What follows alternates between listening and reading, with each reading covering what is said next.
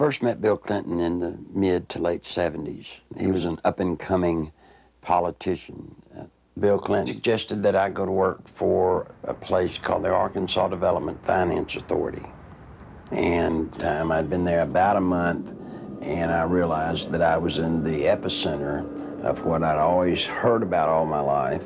I was literally working, sitting in the middle of Bill Clinton's political machine. It was where he made payoffs, where he repaid favors to people for campaign support. When I worked at ADFA, it was not uncommon for people to call me up and say, hey, Nichols, the governor needs about $5 grand transferred to his travel account so he can go see his ladies. And we would at ADFA transfer $5,000 to $10,000 for him to go see his girlfriends in either LA or New York. But he literally used money, ADFA money, the people of Arkansas, taxpayers' money, to conduct liaisons. For about 2 months, I watched accounts accumulate money. At the end of the month, they zero balanced. They're laundered money. I went to Bill, and I said, Bill, you've got 2 weeks to tell the truth, or I'm going to tell it. You're breaking the law, and I can't be a part of it. Back in 1990, I did something that most people wouldn't do in Arkansas. I sued Bill Clinton. And in that lawsuit, I brought out the names of 5 women. Gradually, the women who had carried on adulterous affairs with Clinton began to emerge. The first was Gennifer Flowers. During the 1992 presidential campaign, Gennifer Flowers had come out of my lawsuit. A man called me on the phone on a Monday. His name was Gary Johnson. He was an attorney. He was a special attorney. I didn't even know it. You see, he lived next door to Gennifer Flowers. For security purposes, Gary Johnson had installed a video camera near the front door of his Quapaw Tower condominium. Guess what he caught on tape?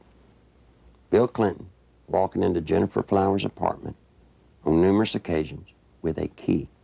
I actually saw him go into her condominium. In 1992, Clinton approached his friends at 60 Minutes and asked for a favor. Knowledge of Clinton's affair with Gennifer Flowers was about to derail his quest for the presidency, and Clinton was desperate for some media help.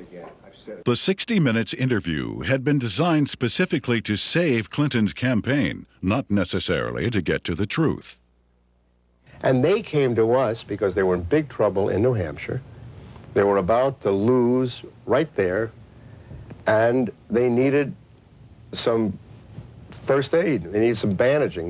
What they needed was a paramedic. So they came to us, and we did it, and that's what they wanted to do. It was strong medicine, the way I edited it. He was a very sick candidate. He needed very strong medicine. And I'm not in the business of doctoring candidates, but he got up out of a sickbed that night and walked to the nomination. Are you prepared tonight to say that you've never had an extramarital affair? That allegation is false. I had been Gennifer Flowers' neighbor. I knew that Bill Clinton wasn't telling the truth about that. He got threatening phone calls. He asked me, he said, well, they hurt me. I said, well, they hadn't hurt me. I don't know why I didn't worry more about that. Basically what they said was, you mind your own business. And all it did was made me mad. I never thought in a million years that anybody would follow up on it. Saturday morning, we found Gary Johnson beaten and left for dead. And without getting into gory details, both elbows were dislocated, his collarbones were broken, his spleen and his bladder were ruptured with holes the size of $50 in them. His nose, his sinus cavities were all crushed. He had been beaten by Clinton's people. Were they very large? Yes. Yes, they were. Did they say, where's the tape? Yes, they asked me for the tape. And what's sick is the man gave them the tapes, and then they went and broke his elbows, punctured his spleen, punctured his bladder. They looked like state troopers, I'll say that. Clinton can be a very dangerous individual in the state of Arkansas.